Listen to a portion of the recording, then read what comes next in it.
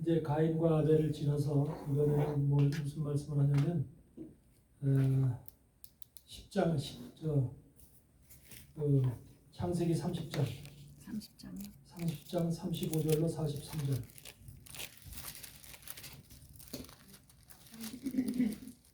창세기 30장에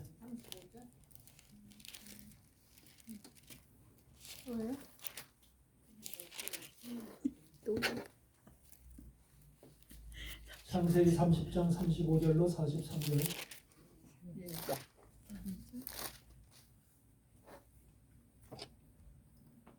우리 한 절씩 교독하겠습니다. 35절. 그날에 그 예수 그가 이 수염소 중 얼룩면이 있는 자와 점 있는 자를 가리고 암염소 중 흰 바탕에 아롱진 자와 점 있는 자를 가리고 양 중에 검은 자들을 가려 자기 아들들의 손에 붙이고 자기와 야곱의 사이를 사흘 길이 뜨게 하였고 야곱은 라반의 남은 양떼를 치니라. 야곱이 버드나무와 살구나무와 신풍나무의 푸른 가지를 취하여 그것들의 껍질을 벗겨 신무늬를 내고 그 껍질 벗긴 가지를 양떼가 와서 먹는 개천의 물구유에 세워 양떼를 향하게 하매 그때가 물을 먹으러 올 때에 새끼를 베니 가지 앞에서 새끼를 뱀으로 얼룩얼룩한 것과 점 있고 아롱진 것을 낳은지라. 야곱이 새끼 양을 구분하고 그 얼룩무늬와 검은 빛 있는 것을 라반의 양과 서로 마주보게 하며 자기 양을 따로 두어 라반의 양과 섞이지 않게 하며 실한 양이 새끼 뵐 때는 야곱이 개천에다가 양떼 눈앞에 그 가지를 두어 양으로 그 가지 곁에서 새끼를 베게 하고 약한 양이면 그 가지를 두지 아니하니 그렇게 함으로 약한 것은 라반의 것이 되고 튼튼한 것은 야곱의 것이 되니라. 이에 그 사람이 힘이 풍부하여 양떼와 노비와 약대와 나귀가 많았더라. 아멘. 여러분들이 이 말씀을 다 알고 있죠? 네. 다 듣고서 이제 그동안 듣기는 들었는데 이 말씀의 깊은 영적인 의미를 이제 찾아야 됩니다. 그래서 과연 야곱이 이제 이 양떼와 염소떼들을 지금 이렇게 자신의 것으로 만들죠. 네. 이 양떼와 염소떼들이 전부 다 라반의 것이었죠. 네. 라반의 것이었는데 그것을 라반의 것 속에서도 특별하게 얼룩지고 아롱지고 이런 것들만 고르죠. 네. 라반의 것들 중에서 아롱지고 얼룩지고 한 것들만 골라서 자기 소유를 삼지요. 그리고 그들이 그러니까 원래 양떼는 흰색이잖아요. 염소떼는 검은색이잖아요. 이게 정상이지요. 그러니까 정상적인 양떼와 염소떼의 색깔을 가진 것들은 전부 다 라반의 것이고, 그러니까 색깔이 정상적이지 아니하고 변형된 거, 그걸 돌연변이라고 얘기를 하면은 돌연변이 된 그 지금 색깔을 가지고 있는 아롱지고 얼룩지고 하는 것들은 지금 야곱의 것으로 지금 소유를 삼았죠. 그래서 야곱의 것과 라반의 것이 지금 나눠져 있죠. 이것이 영적인 의미로 무슨 뜻이냐면 바로 세상의 모든 그 사람들이 지금 정상적인 사람들처럼 세상의 모든 사람들이 라반의 사람이 있고 야곱의 소유가 있어요. 라반의 소유가 있고 야곱의 소유가 있는데 라반의 소유는 정상적인 흰양떼, 검은 염소와 같은 색깔을 가지고 있는 사람들이 세상 사람들이에요. 그런데 야곱의 하나님의 아들인 야곱의 믿음의 조상인 야곱이 소유하고 있는 염떼는 변형된 거예요. 돌연변. 근데 변형된 것조차도 사실은 세상에서 라반에 속해 있던 것들이에요. 라반에 속해 있던 것들인데 색깔이 변형이 돼서 돌연변이가 된 거예요. 이러한 것들이 결국은 뭐냐면 이러한 것들이 오늘날 하나님의 사람들이 세상에 있던 우리도 다 세상에 있던 사람들이잖아요. 사실은 따지고 보면 라반에 속해 있던 자들인데 라반에 속해 있던 자들이 양과 염소의 모양으로 우리가 돌연변이가 돼서 색깔이 바뀌어서 우리가 지금 아롱지고 얼룩진 자들이 되었다는 겁니다. 그래서 우리의 속이 얼룩지고 얼룩지고 되려면 속이 변해야 돼요. 속이 유전자가 변해야지만 색깔이 바뀌죠. 바깥의 색깔이. 그래서 우리의 내적인 속이 변화되고 바뀐 사람들이 바로 세상과는 다른 아롱지고 얼룩진 이런 색깔로 바뀌듯이 바로 기독교 하나님을 예수 그리스도를 영접하고 우리가 변화를 받은 사람들은 이와 같이 아롱지고 얼룩진 그런 양과 염소가 바뀌듯이 그런 색깔로 바뀐다는 것. 이것을 먼저 이제 기억하셔야 돼요. 그래서 이것은 사실은 양과 염소가 색깔이 바뀌고 얼룩지는 상태를 얘기하는 게 아니라 세상에 하나님의 사랑과 라반에 속한 세상의 사랑, 라반에 속한 세상에 속한 사랑과 야곱에 속한 하나님에 속한 사랑과의 구별을 얘기하는 거예요. 구별. 이해되세요? 네.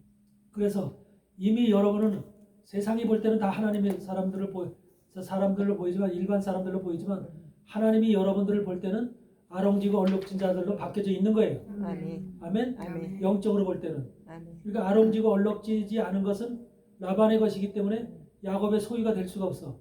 우리는 야곱의 소유가 되거든. 야곱의 소유가 되려면 반드시 이것이 아롱지고 얼룩진 것으로 바뀌어야만 돼. 그렇죠? 예수 그리스도로 통해서 말씀을 통해서 복음을 통해서 우리가 변화를 받아야 돼. 아멘. 색깔과 모든 것이 변화를 받아야 돼. 그래서 변화받기 위한 방법이 뭐냐면 거기에서 버드나무, 살구나무, 신풍나무를 가지를 취해서 그걸 껍질을 벗겨서 물구에다 심어 놓는 거예요. 물구에다 놓는 거예요. 아멘? 아멘. 그러니까 버드나무, 살구나무, 신풍나무가 뭘 말하는지를 알아야 돼. 버드나무, 살구나무, 신풍나무가. 왜? 이것을 갖다 물구에다 세워놨더니 양이나 염소나 물을 먹으러 올 때 그 버드나무를 보면서 물을 먹은 자들이 그 새끼를 낳을 때 새끼가 아롱지고 얼룩지고 바뀌는 거야. 그렇죠? 네. 그래서 야곱의 소유가 자꾸 늘어나는 거죠. 그러니까 바로 버드나무, 살구나무, 신풍나무가 껍질을 벗겨진 그것이 씌워져 있지 않으면 그렇게 안 되겠죠. 네. 근데 그거를 보고 물을 먹은 바로 이 짐승들이 색깔이 바뀌듯이 그럼 버드나무, 살구나무, 신풍나무가 과연 뭐냐? 하나님은 말씀을 통해서 이 나무들을 통해서 상징적인 나무의 모습을 통해서 우리에게 뭔가를 보여주고 깨닫게 하시는 건데 버드나무는 뭘 얘기를 하냐면 여러분 세상 속에서도 버드나무는 어디서 자라요? 물가에서 자라죠. 물이 없는 곳에서는 버드나무가 안 자라요. 그러니까 물을 품고 있는 것이 버드나무예요. 그래서 이건 뭐냐면 말씀을 소유하고 있는 물이라고 하는 말씀을 소유하고 있는 예수 그리스도를 얘기를 하는 거예요. 그러니까 예수 그리스도가 버드나무로 지금 표현되어 있는 거예요. 그래서 버드나무는 여러분 오늘날 저 아스피린 있죠. 아스피린. 네. 아스피린은 지금 한 100년도 넘은 약인데 이 아스피린은 바로 그 살리신살이라는 게 있어. 그 안에 아스피린 속에는 살리신살이라는 게 있는데 아스피린을 만들 때 그 재료가 버드나무야. 버드나무에서 바로 살리신살이 나와서 그걸 원료로다가 아스피린이 만들어지는 거야. 그러니까 버드나무가 곧 이 아스피린이나 마찬가지야. 그와 같이 우리에게 인생에 우리에게 엄청난 도움을 주는 것이 아스피린을 먹으면 혈전도 없어지죠. 피가 잘 돌죠. 그래서 웬만한 병은 다 치료하는 게 아스피린이에요. 그것이 바로 100년 넘게 진행되는 그 변함이 없이 그렇게 이제 우리 지금도 사용되는 그 약이 바로 아스피린인데 이것이 버드나무를 통해서 나오는 거야. 그래서 버드나무라고 하는 것을 여러분들이 가지를 끓여다 집에서 끓여 먹어도 아스피린 성분을 먹는 거야. 혈전제를 우리 몸 안에 혈전이 생기지 않도록. 그렇죠? 중풍이라든지 이런 것이 심장마비, 심근경색이라 다 혈전 때문에 생기잖아요. 이런 것들을 제거하는 역할이 바로 버드나무 가지를 잘라다가 그걸 삶아서 먹으면 바로 그 안에서 살리신살이라는 게 나와서 모든 것들을 이렇게 치료할 수 있는 이런 것이 버드나무야. 그것이 바로 그러니까 예수 그리스도가 말씀으로 버드나무처럼 말씀을 품은 그런 존재로 이 땅에 오셨다고 하는 그것을 버드나무로 표현하고 있는 거예요. 그 말씀. 이해되죠? 네. 그 다음에 살구나무. 살구나무는 여기서 살구나무라고 하는 것은 저기로는 아몬드나무라고 그래요. 아몬드나무. 살구나무라고 하는 것은 뭐를 얘기를 하냐면 그래서 이 살구나무는 오늘날도 저 아몬드 있지 아몬드. 천주교 카톨릭에 가면은 예수님의 얼굴을 그 살구나무 아몬드 열매에다가 이렇게 집어넣어서 갖다 그림으로다가 또는 이렇게 상징으로다가 그 각자로 해서 만들어서 붙여놓고 있어. 아몬드 나무는 뭐냐면 부활의 예수를 얘기하는 거예요. 부활의 예수. 아몬드 나무, 살구나무는 부활의 예수를 얘기하는 거예요. 그러니까 예수님께서 죽으시고 부활하시잖아. 네. 그 부활, 그러니까 예수님의 복음의 핵심을 얘기하는 거예요. 말씀으로 오신 예수, 부활하신 예수, 그것이 바로 살구나무야. 예, 그래서 이 여러분들 가톨릭에 한번 가톨릭 성전에 한번 가보면 살구나무 저 버드나무 아몬드 열매 안에 들어가 있는 예수님을 볼 수가 있어. 그런 것들 이미 가톨릭에서는 아는 거야 그걸 다 이미. 왜 그들도 성경을 연구하는 사람들이기 때문에 이 살구나무가 무슨 역할을 하는지 어떤 모습으로 지금 성경에 등장됐는지 가톨릭은 아는 거예요. 여러분들 그 선생님 못 들어봤어요? 지금까지? 우리나라 살구 열매는 빨갛스름한 게 조그맣잖아요. 우리나라 걸 조금 맞죠. 네. 근데 이제 이건 중동 걸 주로 얘기해요. 중동 거는 아몬드예요? 그게? 아몬드. 열매가. 아몬드 열매는 조금 크잖아요. 네. 그래서 이런 것들이 지금 이제 부활을 상징하는 살구나무고, 네. 그다음에 신풍나무는 이걸 뭐라 그러냐면 플라타너스 나무라고 그래요. 플라타너스. 아, 플라타너스. 플라타너스 나무. 그 플라타너스 나무는 어디에 심겨져요 주로? 길가, 가로변. 저기 길가에 가로수로 심겨지죠. 네, 가로수. 한국에 보면 길가에 가로수로 네, 심겨지죠. 플라타너스. 네. 근데 플라타너스 나무를 보면은 껍데기가 막 네, 벗겨지죠. 지저분한. 네. 보기 싫죠. 예수 그리스도 육체로 오신 예수 그리스도가 십자가를 지고 있는 모습이에요. 그게 십자가 지기 위해서 이 땅에 오신 예수님의 육신을 얘기하는 거예요. 육체를 얘기하면서 플라타너스 나무를 왜 길가에다 심어놨을까? 길가에다 심어놓은 이유가 뭐예요? 왜 차가 다니는 길가에다 그걸 왜 처음부터 심어놓을까? 공해를 어떻게 하나? 예. 공해를. 공해와 저 차에서 나오는 탄소, 아. 이산화탄소 이런 걸 전부 다 흡수하는 거예요. 아. 그러니까 나쁜 것을 플라타너스 나무가 다 자기가 소유하고 천정. 거기서 새로운 산소, 생명의 산소를 발생시키는 것이 플라타너스 나무예요. 와, 그러니까 신풍나무는 생명을. 예수님께서 자기가 모든 것을 짊어지고 짊어지면서 모든 인생들의 제약과 악한 것들, 질병과 모든 것들을 짊어지고 그리고 인생들에게 새로운 산소, 생명의 산소를 공급한다고 하는 신풍나무의 의미가 있는 거야. 그래서 예수 그리스도의 십자가 사건, 내가 죽어야 너희가 산다고 하는 우리에게 신선한 공기를 공급한다고 하는 그래서 플라타너스 나무가 그렇게 심겨져 있는 거예요. 이해되세요? 네. 그러니까 이 나무의 속성들이 바로 저 예수 그리스도가 이 땅에서 오셔서 하실 사역의 모습을 얘기하는 거예요. 복음의 신풍나무처럼 예수님은 자기를 죽여서 모든 인생들의 생명을 주는 신풍나무 같은 역할을 하고 그 다음에 죽어서 부활하시는 예수. 살구나무의 역할을 하고 그 다음에 말씀으로 이 땅에 오신 그 예수 그리스도 그것이 바로 예수님이 이 땅에 오신 본 목적이고 그게 근본이잖아요. 아멘. 그것을 우리에게 지금 이 나무 세 개로 표시하는 거예요. 그러니까 이게 자체가 뭐냐면 버드나무, 살구나무, 신풍나무가 복음이야, 복음 그 자체가. 근데 거기에서 껍질을 깠잖아. 예, 껍질 까서 외형적인 것을 벗겨내고 그 속을 지금 보고 있잖아. 하얀 네. 껍질을 까면 다 하얗죠. 예. 그 하얀 속 영적인 부분을 영적인 것을 보여주고 있는 거예요. 영적인 세계. 예수 그리스도의 겉모양이 아니라 예수 그리스도의 속에 들어있는 영적인 것을 우리에게 지금 짐승들에게 보여주어서 그걸 먹게 하는 거예요. 물을. 거기를 통해서 흘러나오는 물을 먹으면 변화를 받는 거예요. 우리가 복음을 듣고 복음을 먹으면 우리에게 유전자가 변화가 돼서 바로 얼룩지고 아롱진 것으로 바뀌듯이 짐승도 똑같이 그렇게 바뀌고 있는 거예요. 그래서 이 짐승들은 누구를 얘기를 하냐면 바로 그와 같이 우리 하나님의 사람으로 변화되어지는 질적으로 변화되어지는 그런 하나님의 사람들을 가리킬 때 바로 이 짐승들로 지금 표현되는 거예요. 그들이 야곱의 후손들인 거예요. 그러면 여기서 왜 짐승들로 표현될까? 야곱의 자손은 지금 실질적인 육신에 가지고 있는 저 르벤서부터 자손들이 쭉 있어. 거기에 지금 요셉까지 자손, 베냐민은 요 상태에서 낳질 않았어. 네. 베냐민은 안 낳고 11명의 자손들을 쭉 낳지요. 네. 그 11명의 자손들은 실질적인 유대인, 육신의 유대인들을 가리키는 거예요. 그렇죠. 11명의 자손들은 유대인을 가는데 네. 그럼 유대인과 더불어서 야곱이 이들과 유대인 11명과 부인들과 함께 이 짐승들을 끌고 가 그렇죠. 같이. 네. 그러니까 야곱의 품 안에 있는 것이 유대인, 실질적인 유대인뿐만 있는 게 아니라 짐승들도 야곱의 품 안에 있어. 그렇죠. 그걸 누굴 얘기하면 이방인을 얘기하는 거예요. 우리 이방인들. 이방인은 예수 그리스도가 오기 전까지는 야곱 품 안에 있는 짐승의 모습으로 있는 거예요. 근데 변화된 짐승의 모습으로 상징적으로 그렇게 표현하고 있는 거예요. 근데 예수님이 오셨을 때 복음이 실제 들어가면 하나님의 자녀들로 바뀌는 거예요. 우리도 그러니까 예수님이 오셔야 이방인은 바뀌는 거야.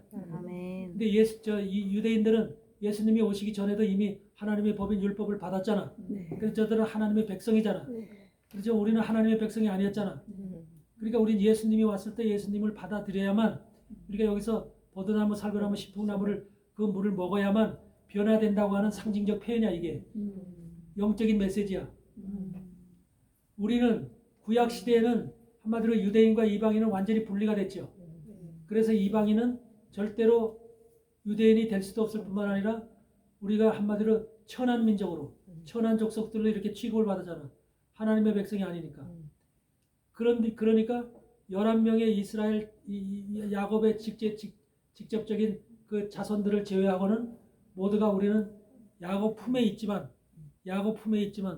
그 자손들이 그 구약 시대에는 짐승으로다가 존재하고 있는 거예요.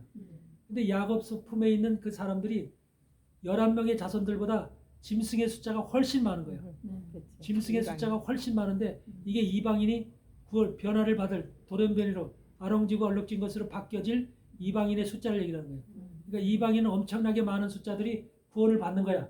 예수 그리스도를 예수님이 이 땅에 오심으로 인해서 예수 그리스도의 복음을 받아들임으로 인해서 그들의 신분이 바뀌는 거예요. 짐승에서 인간으로 바뀌는 거야. 짐승에서 인간으로.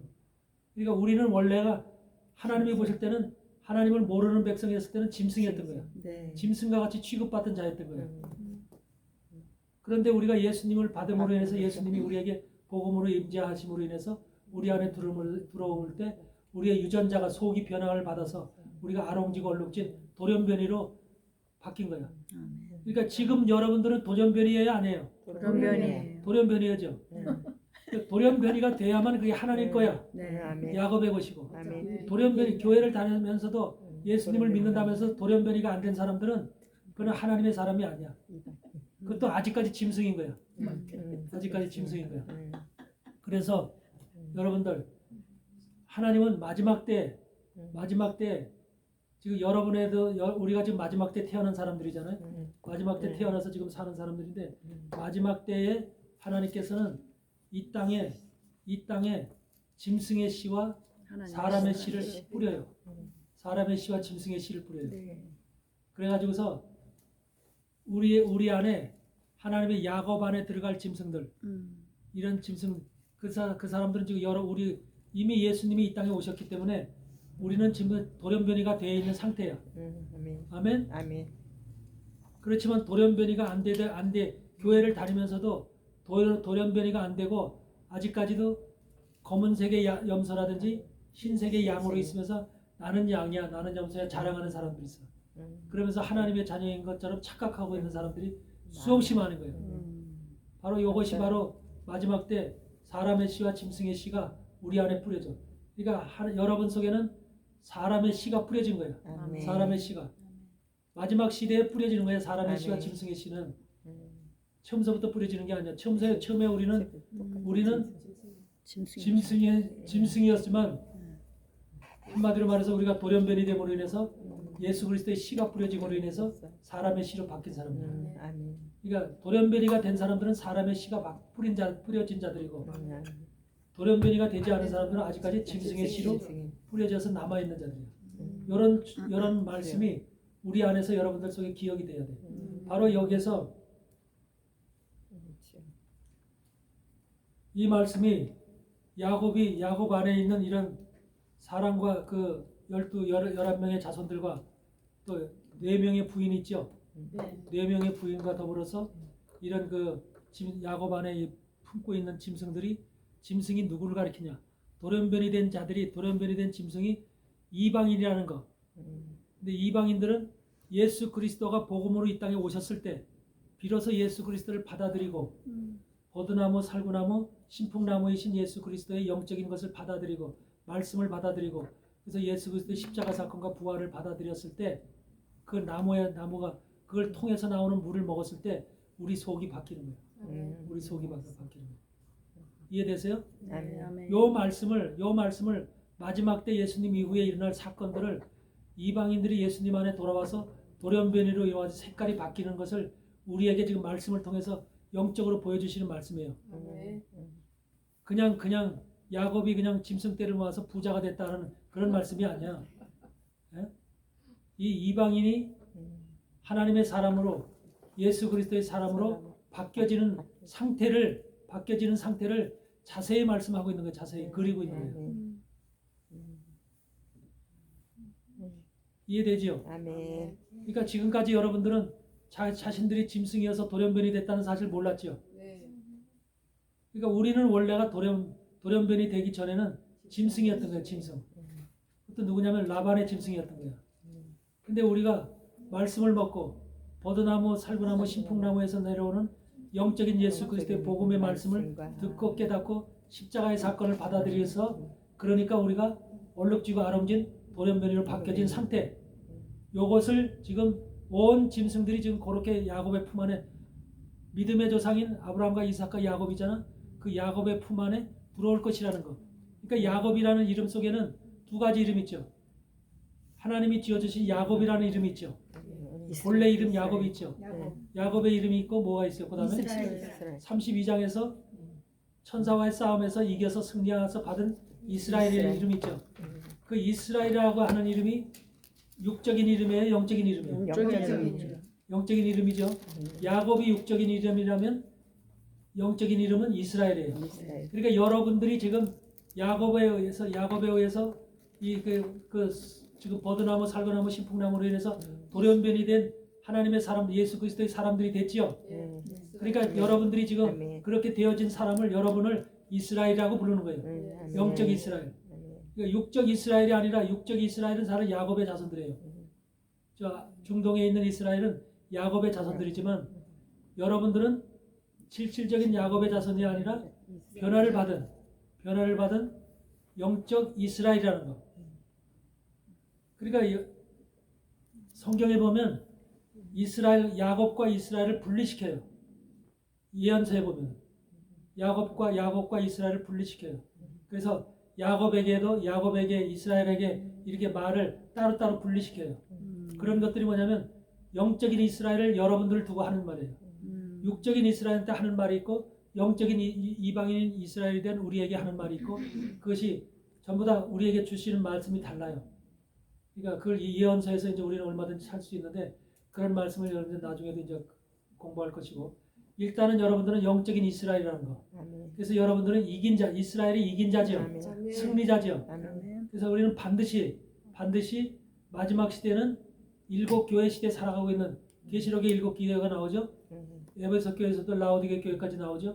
일곱 교회 시대에 살아가고 있는 우리는 반드시 이긴 자가 돼야 된다. 이긴 자. 그러니까 이스라엘이 되는 영적 이스라엘이 돼야 된다는 거. 대부분의 사람들이 영적 이스라엘이 되는 것이 무엇인지 그냥 이스라엘은 저 중동에 있는 이스라엘 저 나라를 가리키는 게 아닌가 이렇게만 단순하게 생각하는 사람들이 많다는 거. 저 사람들은 야곱의 자손이에요. 저들은 이스라엘이라고 해도 육적 이스라엘이지 영적 이스라엘이 아니에요. 아셨어요? 그래서 여러분들은 하나님이 보실 때는 육적 이스라엘을 사랑하겠어요? 영적 이스라엘을 사랑하겠어요? 영적 이스라엘. 그래서 우리가 저 육적인 이스라엘 저 사람들을 자기네들 스스로는 유대인이라 이렇게 얘기를 하잖아요. 그래서 우리는 유대인이 아니라고 생각하잖아요. 이방인들은. 여러분들 유대인이에요? 아니에요? 유대인입니다. 어? 지금 영적으로 육적으로는 유대인이 아닌데 영적인 유대인 이방인. 영적으로 유대인이에요 우리가. 근데 대부분 교회 사람도 우리가 유대인이 아니라 미친 정신 나간 이단이라고 생각하죠. 영적으로 우리가 분명히 유대인입니다. 왜? 영적으로는 여러분 속에 누가 들어있냐면 예수 그리스도. 유대인이 진짜 유대인이 예수 그리스도죠. 그렇죠? 요셉의 아들로 마리아의 몸에서 태어나서 유대인이죠. 유다 지파에서 태어났죠. 그러니까 유대인이에요. 예수가 유대인이에요. 유대인인 예수가 여러분 심령 속에 들어있어요. 다. 그래서 여러분 바깥의 유대인이 아니라 외적인 유대인이 아니라 내적으로 유대인이 내 속에 들어와 있다니까. 예수 그리스도가. 그래서 나를 변화시켰다니까. 그래서 여기서 유대인의 할례를 받아서 예수님이 우리 안에 들어와서 심령의 할례를 통해서 나를 보이지 않지만 육적으로는 보이지 않지만 내적으로 영적으로 심령적으로 나를 유대인으로 만들어 놓은 거예요. 유대인으로 만들어진 그 상태가 바로 뭐냐면 알록지고 어lum지게 바뀐 변화된 돌연변이 된 그 상태를 얘기하는 거예요. 그러니까 우리는 영적 유대인이야. 그러면서 우리는 그래서 로마서 2장 28절 29절에서 뭐예요? 표면적 유대인이 유대인이 아니라 표면적 유대인은 저기 유대인이죠. 네. 이스라엘의 유대인. 표면적 유대인이 유대인이 아니라 이면적 유대인이 여러분 안에서 유대인이 된 자, 예수 그리스도로 유대인이 된 자가 유대인이며 할례는 어디다 하라? 마음에. 몸에다 하는 것이 아니라 할례는 마음에 할지니. 예수 그리스도로 말씀으로 복음으로 예수의 피로 이미 할례를 받았거든. 아멘. 예수의 피가 여러분 심령 속에 뿌려졌어. 아멘. 아멘. 아멘. 그게 우리의 할례야. 음. 저들은 육신에다 할례했죠. 네. 육신에다 할례했지만 우리는 우리 마음. 육신에다 할례하는 게 아니라 마음에 예수 그리스도의 피를 뿌리면서 마음으로 할례를 했다니까. 그러니까 우리가 진정 그것이 바로 표면적 유대인이 유대인이 아니라 이면적 유대인이 유대인이며 아멘. 할례는 마음에 할지니. 아멘. 그렇게 기록하고 있잖아. 그렇듯이 우리는 이미 영적인 유대인이 된 거야. 아멘. 보이지 않지만 하나님은 우리를 유대인으로 보는 거야. 아멘. 유대 지파의 자손으로 그것이 예수 그리스도 직계 자손인 예수 그리스도의 피를 물려받은 자들이기 때문에 우리는 유대인이 된 겁니다. 아멘. 근데 지금 모든 교회는 우리를 유대인이라고 하면 정신 나간 사람이라고 생각합니다. 만약에 우리 이정수 권사님이 교회 가서 나는 유대인이야, 영적 유대인이야. 뭔 소리야? 그러면 교회에서 뭘 할 것 같아? 성도들이, 목사님. 미쳤다. 이단이라고. 어디 가서 그렇게 배워왔냐고 난리치겠죠. 가만히 계셔야 돼. 그러죠. 당연히 그러죠. 그렇기 저는 때문에 목사님이 그런 말씀 하신 것 같아요. 들은 것 같아요. 그래요? 네, 그런 거를 목사님이 네, 그리스 목사 가르쳐 줬으면은 네, 아주 뛰어난 목사죠. 된것 같아요. 그래서 우리는 바로 유대인이라는 사실, 이것을 그렇다고 여러분 나 유대인이냐 유대인이냐 나 떠들릴 그렇죠. 필요는 없지만 그렇죠. 마음으로 마음으로 하나님은 나를 유대인으로 보고 있다. 음, 유대인으로 보고 있고 그 유대인이 되야만 하나님의 자손이 되는 거예요. 하나님의 자손. 근데 예수 그리스도의 피로 이미 우리는 하나님의 자녀와 자손이 된 거예요. 아멘, 아멘. 아멘. 그래서 요 30장에 있는 이 버드나무, 살구나무, 신풍나무의 돌연변이 되는 사건과 우리가 돌연변이 된 그 자체는 바로 여러분 외부에다가 얼룩지고 한 거 칠했다고 해서 그건 지워져서 없어질 거예요. 비만 와도 물 칠하면 물 맞으면. 맞아요. 속에서 변화를 받은 거는 속이 변화를 받아서 유전자가 바뀌어서 얼룩지고 아름지고 된 거는 바꿀 수가 없어. 그래 안 그래요? 네. 네. 내적으로 변화돼서 유전자가 바뀐 거야. 유전자가 네, 얼룩지고 아름진 유전자. 아멘, 우리 모두는 바로 유전자가 바뀐 거야. 아멘. 세상 유전자에서 라반의 염소와 양의 유전자에서 야곱의 유전자로 바뀐 거야. 그렇게 해서 우리는 예수 그리스도의 사람으로 변화를 받은 사람들이기 때문에 절대로 우리는 이제 나가도 하나님의 사람으로 하나님만 그걸 볼 수 있는 거야. 하나님만. 그런데 사단도 변화받은 사람을 유전자가 바뀌어진 사람을 사단도 보고 알고 있어요. 알죠. 그런데 세상 사람들의 눈으로는 그 육의 눈을 가진 사람들은 안 보여. 영의 눈을 가진 사람이면 저 사람이 돌연변이 돼서 바뀐 사람이로구나. 유전자가 바뀐 사람이라. 그래서 그걸 인정을 하고 알지만은 그렇지 않은 사람은 그게 안 보이는 거야. 그래서 우리는 당당하게 영적 유전자라는 사실, 그래서 이스라엘이라고 하는 이름을 받은 사람이라고 하는 엄청난 사실을 여러분들 기억하고 있어요. 아멘. 근데 이스라엘이라고 하는 이름을 받을 때 야곱이 환도뼈가 부러지잖아. 네. 엄청난 사건이거든요. 네. 여러분 천사하고 싸우면서 사실 이길 수 있어요, 졌어요? 저요. 이긴다는 게 불가능한 거죠.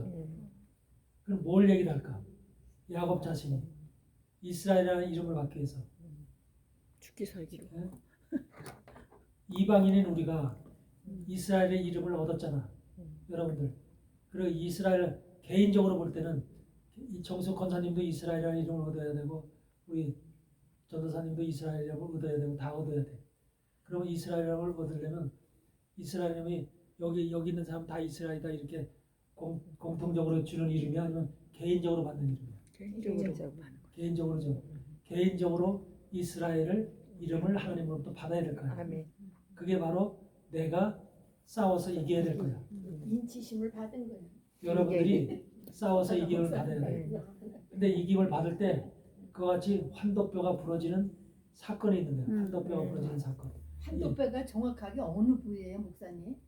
이 골반뼈하고 공둥이뼈, 고관절하고 달라요? 고관절 중심이 다 환도뼈예요. 아, 그래서 고관절이 만약에 손상이 되면 네, 한 달 내로 죽는다고 하더라고요. 저걸 못 하거든요. 피가 안 통하는데. 네. 그리고 고관절하고 다 연결이 돼 있잖아. 아, 그 뼈가 우리 생식기 쪽의 뼈하고 궁둥이 쪽의 뼈가 다 네. 고관절하고 연결이 돼 있죠. 네, 네. 한 덩어리 뼈거든요. 아, 그래서 그 뼈가 이제 부러졌다는 것인데 네, 그 뼈가 부러지면은 네. 첫째 뭘 못하냐면 네. 남자는 네. 생식작용이 안 되는 거예요. 아, 생식작용이 심리적으로 끝나는 거예요. 그냥 끝나는 거예요. 끝나는 거예요. 네. 그래서 아무것도 할 수 없는 거야. 그러면 그 야곱이 환도뼈가 부러질 정도면은 엄청 아팠을 텐데요. 엄청 아팠죠. 어. 엄청 우리도 마찬가지죠. 그런데 그럼 베냐민을 언제 낳았어요? 베냐민은 뭐 그 전에 벌써 이미 저기 했죠. 야반 도주할 때는 아까 11명 집하라 그랬죠. 11명이죠. 근데 11명인데 그 전에 바로 길가에서 그렇죠. 길가에서 그냥 그래서 이제 바로 세겜에 거쳐서 이제 네. 그 베델로 가잖아요. 베델로 가는 도중에. 도중에 넣었잖아요. 그래서 그런 것이 그 정확하게 날짜를 그걸 계산할 수는 없지만 네. 아마 그 전에 아마 그것이 되지 않았을까. 아. 그렇죠. 저 그러면 잉태가 쩔뚝쩔뚝 했겠네요. 그러면 야곱은 아. 절뚝절뚝했죠. 그래서 아. 불쌍해 보였다잖아. 아. 그래서 그래서 에서가 그래서 그 불쌍하게 볼 수밖에 없구나. 그래서 하여튼 야곱의 그런 저 환도뼈가 부러지는 사건이 네, 야곱만이 아니라 네, 우리에게도 존재한다는 거예요. 네. 그래야만 이스라엘이라는 이름을 확고히 우리가 소유할 수 있다는 거예요.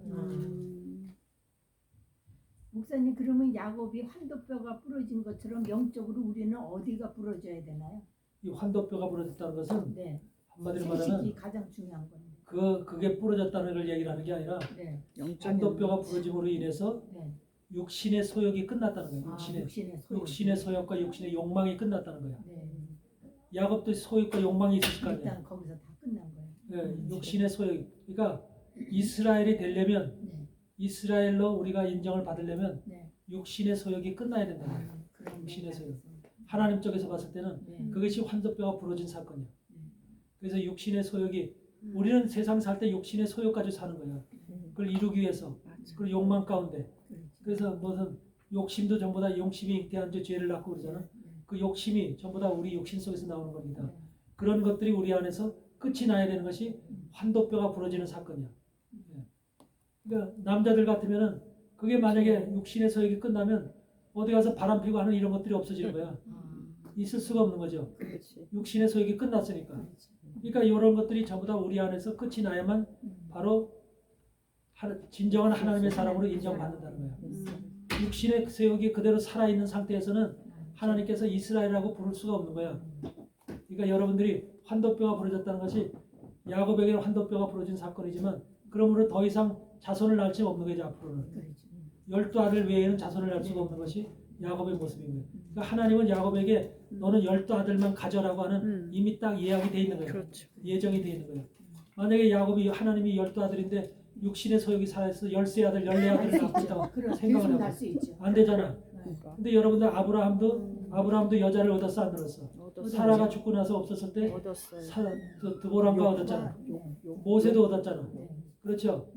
그래서 모세가 여자를 얻으니까 그 미리암이 네. 여동생 미리암이 네. 막 모세를 갖다 험담했죠. 그래서 그래가지고 문둥병 걸리죠. 그런 것처럼 바로 아브라함도 모세도 그 훌륭한 믿음의 조상인데도 불구하고 다른 여자를 취하잖아. 네. 그랬듯이 야곱도 충분히 그럴 수 있잖아. 그렇지. 그런데 야곱한테는 그걸 딱 끊어져서 끊어버렸어. 육신의 소욕을 딱 끊어버리고 더 있는 이상 안 돼. 세상적인 욕망과 육신의 소욕을 딱 끊어버려서 12아들 하나님이 정해준 12아들이 네 아들이 아니라 더 이상 그 이상은 아들을 낳을 수 없어. 이렇게 딱 하나님께서 딱 만들어 놓으신 거죠. 그것이 하나님의 계획이면서 하나님이 야곱에게 허락한 방법이죠. 예, 그래서 이런 것이 될 때 그랬을 때 이스라엘이라는 이들의 이름을 딱 주듯이 바로 우리에게도 동일한 환도뼈가 부러지는 사건, 육신의 소욕이 끝나는 사건 이것이 있어야 되는 거예요. 육신은.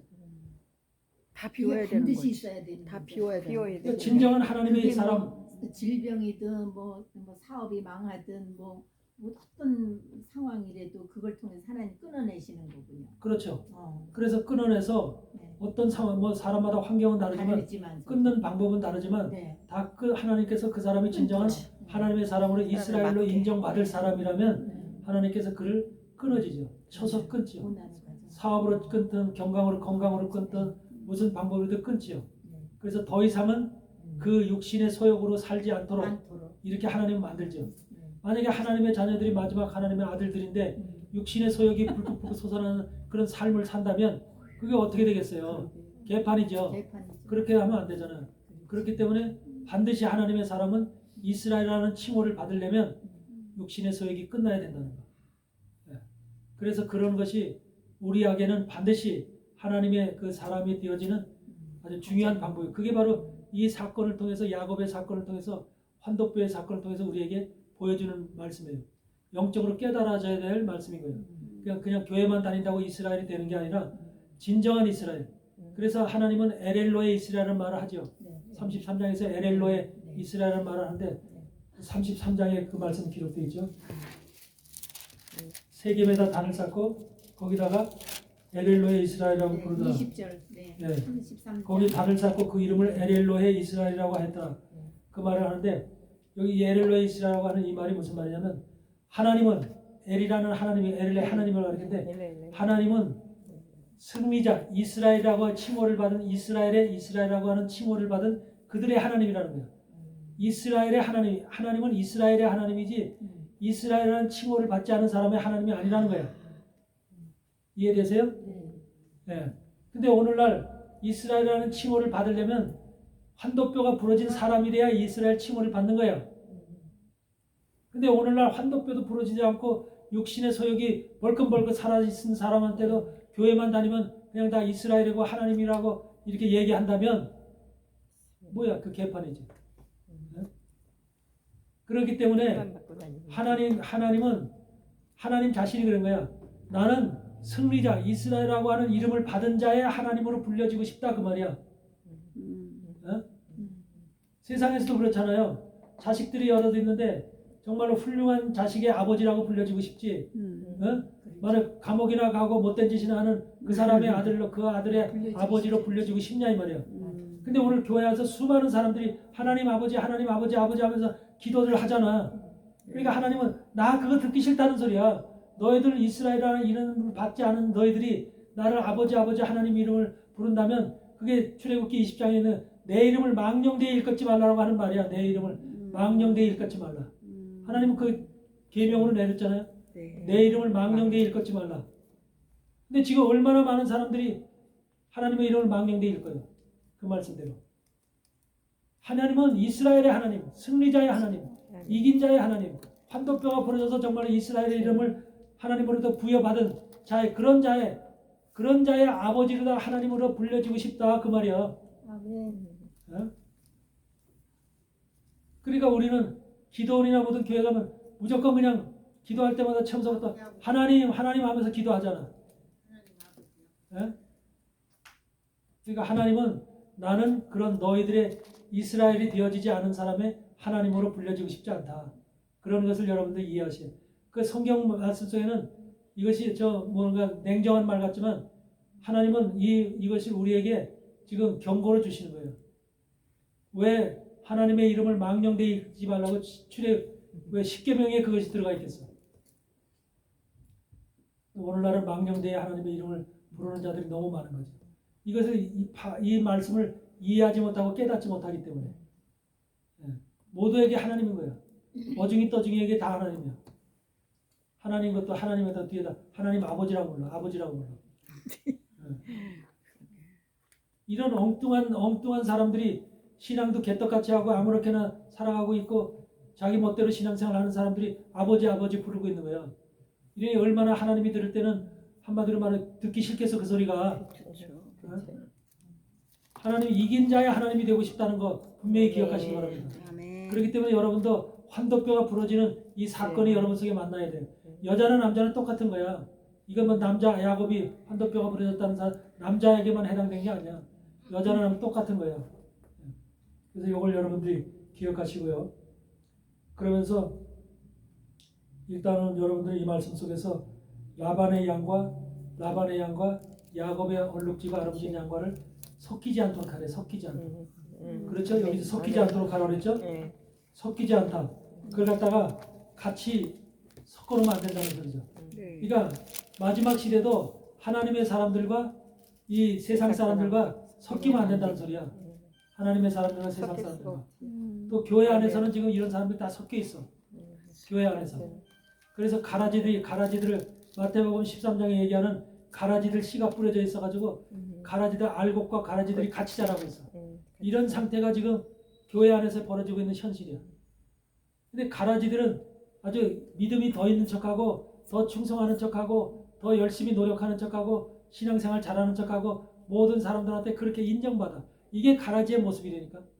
이 가라지의 알곡이 자랄 때 힘이 있게 쭉쭉 자라는 게 알곡이겠어, 가라지겠어? 가라지. 세상에서도 알곡과 가라지를 같이 심어놓으면 가라지가 힘있게 자란다니까. 알곡은 조그맣게 힘없이 자라도 가라지는 쭉쭉쭉 자라요. 그리고 힘이 있어가지고서 알곡을 잡아먹어요. 이러듯이 교회에서도 가라지들이 더 열심히 신앙생활하는 것 같고 더 힘있게 믿음 있는 것 같이 보이고 다 이렇게 되게 돼 있는 거예요. 그래서 여러분들 교회에서 열심을 내는 사람들 주의하세요. 어? 그건 진짜 성경이 얘기하는 거 제가 얘기하는 게 아니라 열심을 내는 사람들 주의하세요. 맞아. 네. 장로님도 권사님도 집사도 다 똑같은데 목사도 마찬가지고 전부 다 똑같아요. 하나님의 사람들은요, 하나님의 진짜로 하나님의 말씀이 들어가 있는 사람은 열심을 내는 게 아니라 육신적인 열심, 외형적인 열심을 내는 게 아니라 마음의 열심을 내요. 마음의 열심, 심령의 열심을 내요. 심령의 열심은 무슨 열심? 하나님을 알기 위해서, 아버지를 알기 위해서, 그 아들 예수 그리스도를 알기 위해서, 아버지와 하나님과 그 아들을 내 심령 속에 두기 위해서, 함께 하기 위해서, 깨닫게 하기 위해서, 이 말씀 속에 관심을 갖고 말씀 속에 모든 것을 두면서 거기에 열심을 낸다고요. 근데 가라지 같은 자들은 어떻게 하냐면 말씀에 관심을 내는 게 아니에요. 외형적인 일에 눈 쓸고 교회 쓸고 화장실 청소하고 모든 것에 이런 적에 외형적으로 눈을 볼 때 열심을 낸다고 하는 칭찬받을 일에 열심을 내는 거예요. 어떤 사람이 그러잖아요. 교회 어떤 권사님이 매일가다 교회 바닥을 청소하는데 어떤 사람이 갖다 그걸 갖다 뺏어서 만약에 구역 청소를 했다. 그럼 막 성질내고 화내잖아. 왜 내 것을 뺏어서 하냐. 교회 안에서 하나님의 사람들이 열심히 하는 사역을 한마디로 서로 빼앗아서 하려고 그게 상급받는 일인 줄 알고 그렇게 서로 다 그러잖아요. 그러면서 그것 때문에 싸움 나는 데도 있어요. 예? 교회에서 부엌에서 부엌에서 열심히 30년간을 권사님인데 그거 자기가 간증됐잖아요. 간증됐는데 30년간을 교회에서 열심히 교회 일을 전부 다 부엌 일을 관장하면서 집사님들 시키고 뭐하고 하면서 하면서 이렇게 했다는 거예요. 그러니까 자기는 그 부엌 일에 대해서 훤히 아는 거야. 잘 알고 있다. 탱천받고 목사님한테 주변에서 권사님은 부엌 일을 여태까지 수십 년간 교회에다 헌신하고 충성 성도들 이렇게 봉사하고 칭찬을 받았다는 거야. 그런데 그 권사님의 간증이야. 어떤 집사님이 온 지 얼마 안 되는 집사님이 설거지를 하더래. 근데 설거지가 너무나 눈에 볼 때 현찮은 거야. 자기가 볼 때, 권사가 볼 때는 설거지를 현찮게 하는 거야. 그러니까 속이 상하는 거야. 그래서 그 집사님을 갖다 이리 가야 설거지도 못하면서 그러면서 자기가 설거지를 했다는 거야. 근데 설거지를 하는 중에 자기의 머리가 핑 돌더래. 핑 돌더니 그냥 설거지하는 그 밑에 그냥 바닥에 너버려졌다는 거야. 쓰러졌다는 거야. 실질적으로 하나님이 그렇게 하신 거예요. 그러면서 자기가 이제 실려서 앰뷸런스에 갔다는 거예요. 앰뷸런스에 가서 병원으로 실려간 거예요. 이제 자기는 이제 꿈속을 헤매는 것 같은 거예요. 그 쓰러져가지고. 근데 그때 바로 천국과 지옥을 갔다 왔다는 거예요. 자기가. 천국을 가서 보니까 하나님이 바로 네가 한 일이 무엇인지 여태까지 30년간 교회에서 헌신하고 충성한 일이 무엇인지를 확실하게 보여주더라는 거예요. 이것이 하나님의 일이 아니다. 내 일이 아니다. 나를 위한 일이 아니었다. 너 자신을 위한 일이었다. 너 자신을 위고 너 자신을 세우고 너 자신을 칭찬받고 너 자신의 의를 세우기 위한 일이었지 나를 위한 일이 아니었다. 그러면서 지옥을 보여주는데 그렇게 너와 같이 일한 사람들이 다 지옥에 지금 잔뜩 있는 모습을 그것도 자기 아는 목사도 권사도 장로도 그 지옥에 다 있더라고요. 보여주더라고요. 그래서 그걸 보고 나와서 하나님이 네가 가서 그래도 그걸 긍휼히 여겨서 세상으로 다시 보냈다는 거예요. 그래서 살아났다는 거야. 살아나서 그걸 깨닫고 그걸 간증하는 거야. 그래서 자기가 정말로 나를 위해서 일했구나. 나를 하나님을 위해서 충성 봉사 헌신한 게 아니라 나 자신의 의를 세우기 위해서 자랑하기 위해서 이렇게 일에 사역을 했구나. 이런 것을 깨닫고 그걸 간증하는 걸 내가 들었거든. 그러니까 그런 거예요. 결국은 육신적인 이 일을 하는 거, 육신적으로 봉사하고 충성하고 헌신하는 것은 교회 일을 열심히 해서 뭔가 하나님 앞에 상급받을 일같이 보이지만 절대로 그게 아니에요. 그게 아니고 우리는 마음으로, 심령으로 하나님을 알려고 하고 깨닫게 하는 거예요. 그러니까 제자들이 물어보잖아. 어떤 것이 믿음입니까? 하고 묻잖아. 제자들. 무엇이 믿음입니까? 하니까 주님이 뭐라고 대답해? 하나님이 보내신 자 그 아들을 아는 것이다. 아는 것이다. 아는 것. 알려면 뭘 봐야 돼? 말씀을 말씀을 봐야 봐야죠. 돼. 말씀을 봐야지 알잖아. 그것이 하나님을 믿는 믿음이라는 거야. 아멘. 근데 오늘날 믿음은 그걸 알려고 하는 것이 믿음이 아니야. 그냥 행위적으로 외형적으로 보여지는 그런 것들이 믿음이야. 그렇게 열심히 부엌일하면 믿음 많은 사람이야. 믿음 좋은 사람이고. 교회 청소 열심히 하면 믿음 있는 사람이고. 근데 마음으로 하나님은 우리의 마음을 보시는 분이고 아멘. 심령을 보시는 분이고. 그래서 우리 마음속에 무엇을 바라보고 무엇을 원하는지 나는 하나님을 알고 싶어요.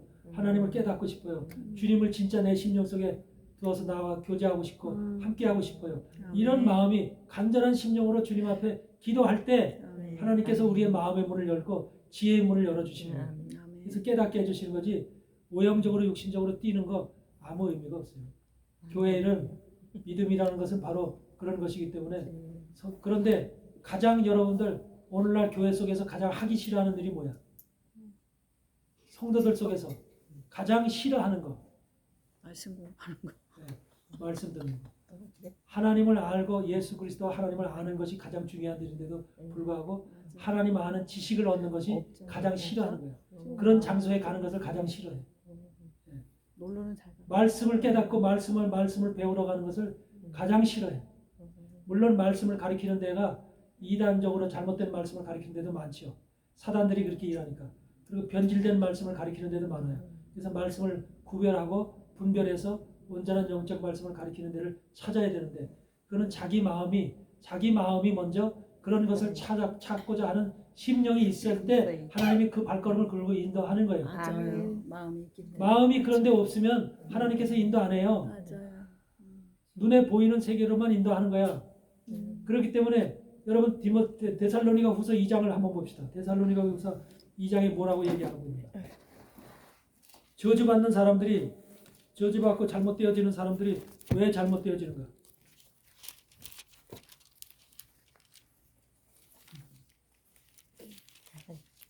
이런 넘기는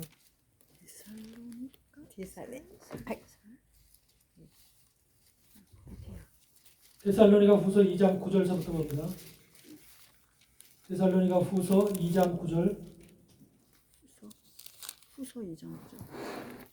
피셨어요? 네. 악한 자의 임함은 사단의 역사를 따라 모든 능력과 표적과 거짓 기적과 악한 자 사단의 역사는 그냥 사단의 역사도 뭐가 있어요? 능력이 나타나고 표적이 나타나고 거짓 기적이 나타나는 거예요. 하나님만 이런 거 아니죠? 근데 사단의 역사를 분별을 못하는 이게 하나님의 역사인지 사단의 역사인지 구별을 못하는 거죠. 영적으로 심령의 영적 분별력이 없으면 분별이 안 돼요.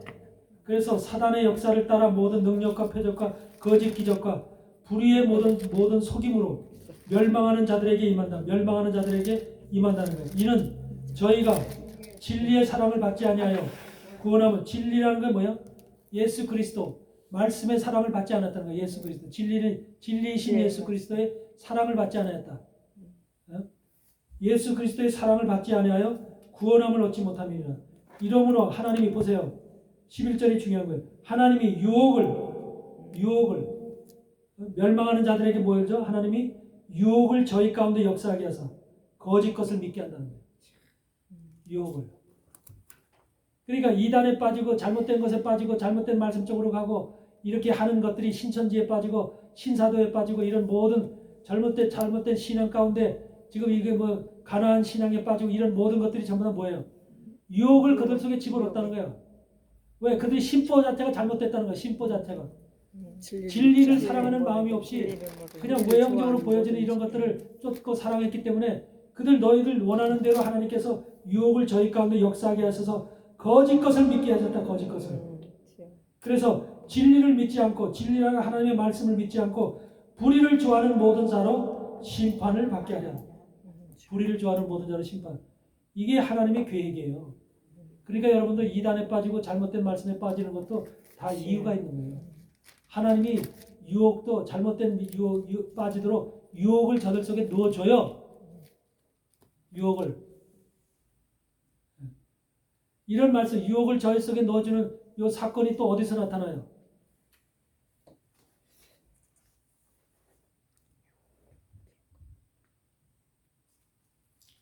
여러분 말씀이 어디서 있냐고 물어보면 여러분들 조용하죠. 힌트 좀 주세요.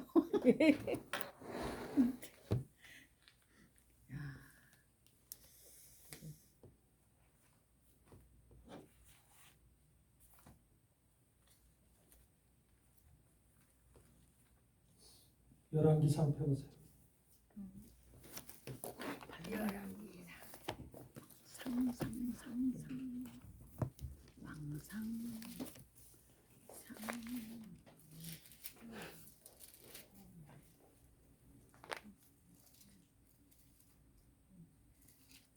열왕기상 22장.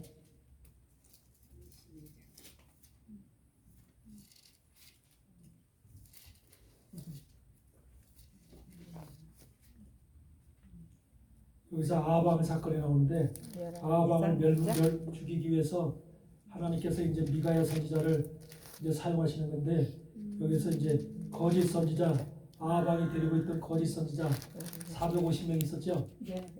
바알 선지자 450명, 아세라 선지자 400명에서 전부 다 850명의 거짓 선지자들이 있었죠. 이것을 엘리야가 갈멜산에서 다 죽이죠. 그 사건의 이제 그 사건의 연장인데 여기서 보니까 뭐냐면 우리가 이제 8절을 한번 봅시다. 8절을 2장 22장 8절 22장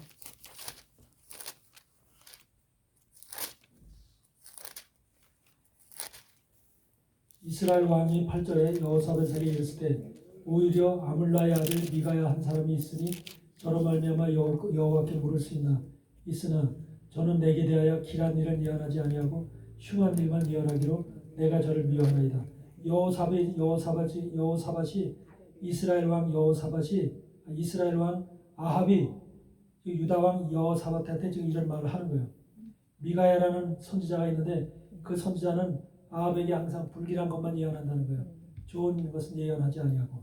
그래서 그런데 보세요. 저 거짓 선지자 중에 이제 11절 보세요. 그나아나의 아들 시드기야는 철로 뿔들을 만들어 가지고 말하되, 여러분들 그나아나의 아들 시드기야는 한마디로 거짓 선지자예요. 바알 선지자.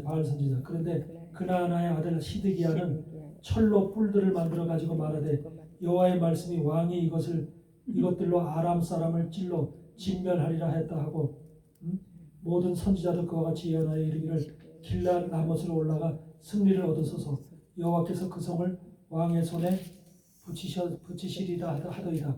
그러니까 지금 아하방이 데리고 있던 그 거짓 선지자 중에 시드기야라고 하는 높은 사람이 있는데 이 시드기야가 철로 뿔들을 만들어 가지고 말하는데 이 철로 뿔들을 만들어 가지고 와서 아하방에게 이것을 가지고 가서 이 뿔을 가지고 가서 아람하고 싸울 때 사용을 하면 바로 아람을 물리쳐 이길 것이다 하고 하나님이 거짓 선지자 시드기야에게 얘기했다는 거예요. 네. 그런 무슨 말씀인지 아세요? 네. 한마디로 말하면 지금 시드기야는 자기가 꿈에서 봤는지 하나님의 환상으로 보여졌는지 몰라지만 철로 뿔을 만들었어. 철로 뿔을 만들어서 그걸 철로 뿔을 만드는 것을 보여주는 거예요.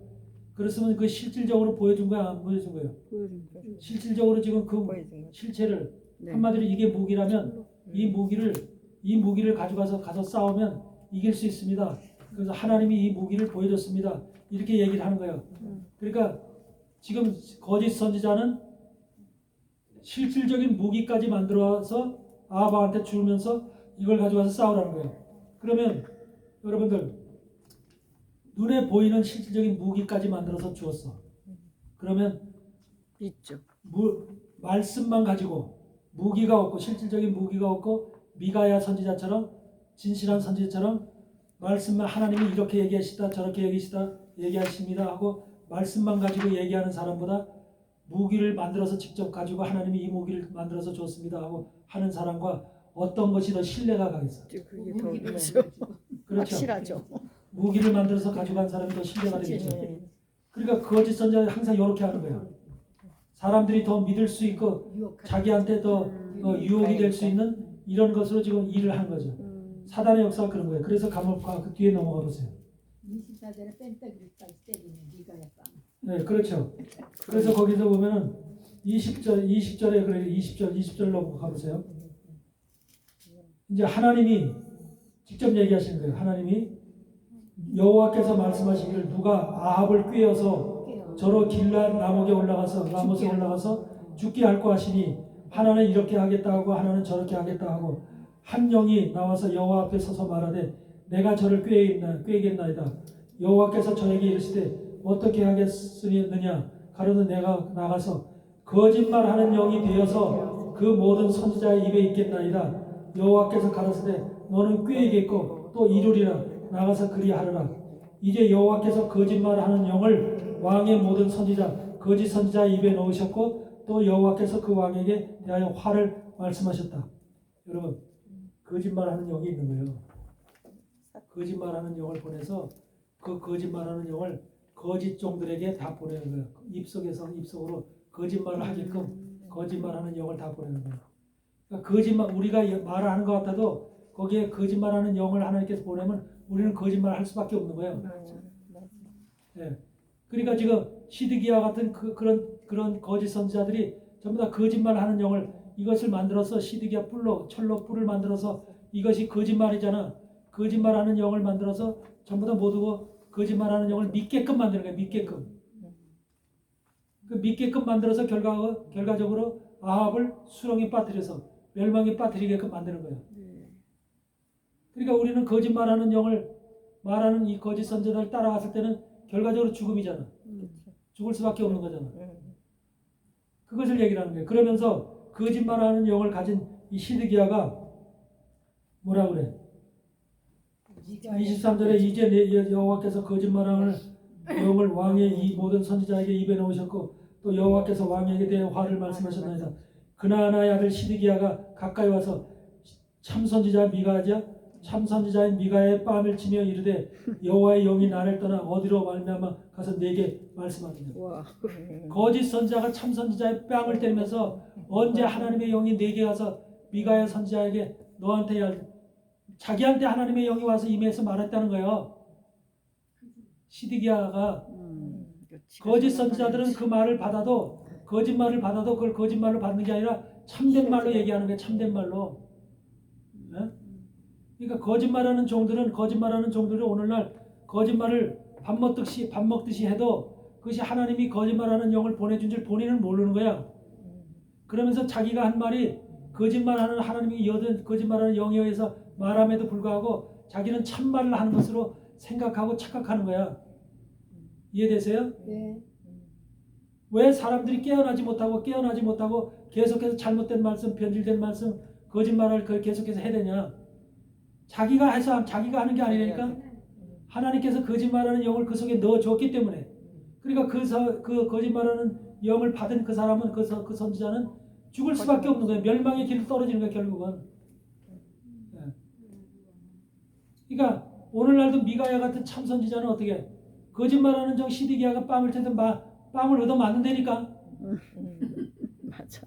참된 종이 참된 선지자가 뺨을 얻어막는 정도가 되는 거예요. 욕 먹어. 이단이라 그러고.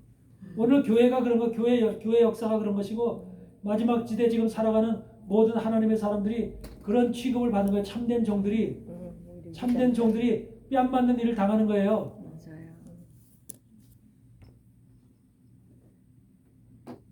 성경이 말씀을 그냥 하는 게 아니에요. 이 말씀들이 그냥 우연의 말씀이 아니고 정말로 우리가 정말 깨달아야 될 말씀입니다. 이 말씀들을 깨달아서 진정으로 하나님의 뜻이 어디에 있는지. 그래서 여러분들 엘리야라고 하는 이 종이 바로 그런 상태 속에서도 바로 이스라엘의 하나님에 대해서 바로 이스라엘 백성들 앞에서 그러잖아. 여호와가 하나님이냐 바알이 하나님이냐 너희 둘 중에 하나 택하라고 했잖아. 여호와가 하나님이냐 바알이 하나님이냐. 여러분들 바알을 뭐라고 얘기하는지 아세요? 바알이 무슨 신이에요? 주인. 풍요의 신이에요. 풍요의 신이고 바로 모든 것을 잘 살게 하는 또 아들을 낳게 하는 다산의 신이야. 다산의 신. 풍요의 신과 다산의 신이라는 그 뜻을 가지고 있는 바알을 사람들은 좋아하겠어 안 좋아하겠어? 좋아하지. 세상 사람은 다 좋아하는 거예요. 그런데 그 속에 풍요의 신, 다산의 신 외에 또 무슨 소리가 있는지 무슨 뜻이 있는지 아세요? 주인, 군주, 주인, 군주. 그러니까 지도자, 지배자 이런 뜻이 있어요. 여러분들 군주 다 바알이 지금 군주로 있어. 군주라는 게 임금이죠. 임금으로 있어. 주인으로 있어. 지도자, 지배자로 있어. 그럼 여러분은 바알이라고 하는 신 앞에 딱 섰을 때 군주 앞에서 왕 앞에서 지도자 앞에서 어떻게 해야 돼? 그냥 자연스러워요? 아니면 벌벌벌 떨려요? 떨려. 존중하게 있겠죠. 그것이 바로 바알 신 앞에 서 있는 인생들의 모습입니다. 그래서 바알 신 앞에서는 어떻게 해야 돼요? 몸이 굳는 거예요. 떨고 굳는 거예요. 내 자유가 없는 거예요. 주인 앞에 서 있는 자가 무슨 자유가 있어요? 근데 하나님은 우리에게 주인이 아니에요. 하나님은 우리에게 아버지요. 아셨어요? 그래서 아버지 앞에 서 있는 자와 주인 앞에 서 있는 자, 군주 앞에 서 있는 자는 그것이 전혀 다른 거예요. 아버지 앞에는 얼마든지 자식과 아버지의 관계이기 때문에 우리가 허물없이 지낼 수 있는 거예요. 허물없이 대화할 수 있는 거예요. 내가 아버지 앞에 혹시라도 실수를 했어도 아버지는 그걸 품고 사랑해 주시는 거예요. 아무렇지도 우리 흠잡는 게 아니에요. 그게 아버지잖아.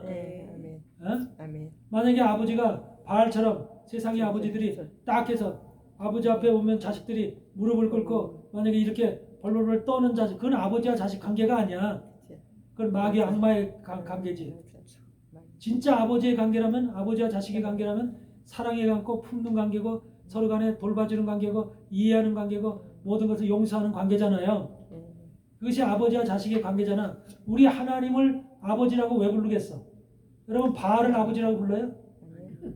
바알을 아버지라고 안 부르잖아. 그런데 하나님은 아버지라고 불러. 우리하고 아버지와 하나님과의 관계는 아버지의 관계이기 때문에 흠이 없는 관계예요. 자연스러운 관계고 모든 것이 사랑의 관계예요. 그런데 바알은 그렇지 않다니까. 그러니까 교회 가서 가만히 보세요. 교회 간데 여러분들 교회 가서 만약에 편하게 앉아 있다고 생각해봐. 교회 가서 만약에 여러분 다리가 아파서 다리를 이렇게 펴고 앉았어. 될까 안 될까? 되죠. 돼요. 어? 해도 돼. 근데 그죠. 목사님들이나 지금 장로님이나 권사님들 못하게 저- 하지. 이 바리새인처럼 섬겼던 그들은 할 때 어떻게 해? 교회에서 그러면 안 하나님 된다고 앞에 하지. 경건치 못하다. 어디서 하나님 예배드리는데 발 들고 있냐? 청바지 발을 펴고 있냐? 뭐라고 이런 말 하겠죠. 하죠. 그런 말 반드시 합니다. 네. 반바지 입고 하다. 근데 하나님한테는 상. 내 아들이, 내 자식이, 내 딸이 발을 들고 있다고 아무렇지도 않은 거예요. 하나님은 발 들고 있는 걸 문제 삼는 게 아니야. 네 심령으로 나를 얼마나 사모하느냐. 아버지와의 관계 속에서 네가 그래서 하나님은 진리를 깨달으면 너희가 자유케 되나니 진리가 너희를 자유케 한다는 말이 있어요 없어요? 있어요. 아멘. 그 말이 뭐예요? 진리라고 하는 예수님 하나님 앞에 서 있으면 우리 마음이 자유하다는 거예요. 아멘. 부끄러움이 없고 또 가림이 없다는 거예요. 우리가 경계함이 없다는 거예요. 근데 세상은 교회에서 오늘날도 교회 가면 어떻게 해요? 절도를 지켜야 돼요. 교회에 예법이 있어서 절도를 지켜야 되고 우리가 교회 예법이라는 것은 단순히 하나님 앞에 어떤 모습으로 우리가 세상 모습으로다가 개판으로 나와서 있는 걸 얘기를 하는 게 아니죠.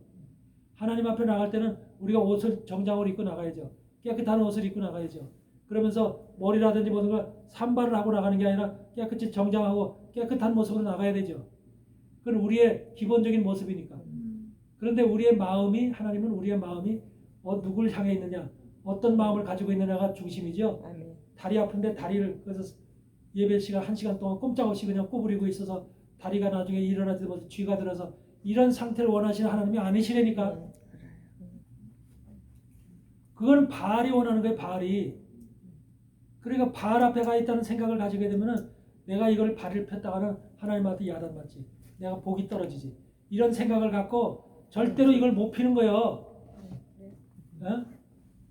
그게 뭐냐면 그 중심 속에는 이미 자유스러워 진리가 너희를 자유케 하는 자유 가운데 놓여 있는 마음이 아니라 주인이시고 지도자이고 군주이신 바알 앞에 와 있다는, 바알 앞에 서 있다고 하는 우리의 심령을 보여주시는 거예요. 그게 보여주는 거예요. 어? 예배 드릴 때 우리가 정말로 주님 앞에, 하나님 앞에 일어서서 찬양도 할 수 있고요. 우리가 주님 앞에 얼마든지 한마디로 기본적인 것은 지켜야 되겠지만 그 외의 것들은 우리가 얼마나 주님한테 내 마음을 드릴 수 있는 거예요. 어떤 격식이라든지 어떤 규율이라든지 이런 데 잡히면 안 되는 거예요. 신령과 진정으로 예배드리라고 했을 때 신령과 진정으로 예배드리는 신령이 하나님의 영이잖아요. 하나님의 영은 자유의 영이에요. 자유스러운 영이지 어떤 속박된 영이 아니에요. 제한된 영이 아니에요. 그래서 여러분들이 하나님의 영을 소유하고 있다면 여러분 심령이 자유스러워요. 자유스러워요.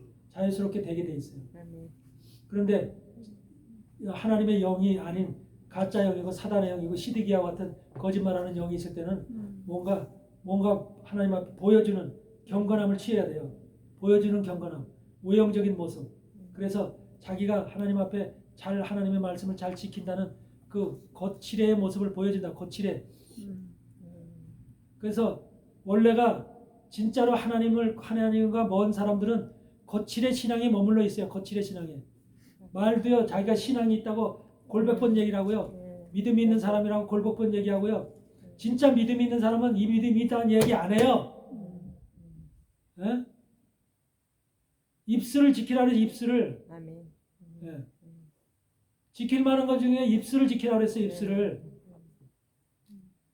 진짜 믿음이 있고 하나님을 진정 사랑하고 하나님의 영이 우리의 임재하게 있다면 입을 번쩍번쩍 여는 게 아니에요. 진짜 말씀을 듣는 사람은 입을 꼭 닫고 있어요. 빈통이 소리가 나잖아요. 빈통에 꽹가리 소리가 나듯이 빈통이 소리가 나는 거예요. 쬐끔 믿음이 있고 쬐끔 교회를 다녔던 사람이 뭔가 한마디로 말씀도 제대로 없고 그냥 이런 사람들이 소리는 더 내는 거예요. 진짜 말씀을 가지고 있는 사람 소리 안 내요. 세상 지식으로 가득 찬 사람도 소리 안 냅니다. 조금 지식을 가지고 있고 조금 아는 척하는 사람 아는 척하는 거예요. 여러분 우리 군대 갔다 왔잖아요. 나는 군대 갔다 왔잖아요. 군대도 안 갔다 온 방위병 출신이 군대 얘기는 더 열심히 해요. 어? 방위병 출신들이. 그러니까 진짜를 모르는 사람들이 더 진짜같이 얘기하고 진짜같이 사람들한테 속이는 거예요. 맞아요. 이게 세상의 모습이에요. 우리도 정확하게 하나님을 이해하셔야 돼요. 하나님이 어떤 분인지. 그래서 바로 이 말씀 가운데 우리는 오늘 들은 말씀이 여러분들에게 어떤 마음속에 자극이 되는지 분명히 여러분들 깨닫고 하나님 말씀 안에서 바른 믿음, 신앙을 가지고 바알 앞에 서 있는 두려운 자의 심령이 아니라 하나님 아버지 앞에 서 있는 자유로운 자. 하나님은 우리에게 예수 그 아들을 주시면서까지 모든 것을 용서하신 분이야. 용서하신 분. 근데 그 하나님 앞에서 뭐 이렇게 무서워서 떠냐 이 말이야. 하나님 앞에서 무서워 떠는 게 아니에요. 기뻐하고 자유스러운 거예요. 기쁨과 자유와 즐거움의 희락 가운데 있는 거예요. 그게 예배자의 모습이 돼야 되는 거예요. 이걸 분명히 알고 여러분의 삶 속에서 이것이 실현되고 그대로 이루어지기를 주의 이름으로 축복합니다. 네, 잠깐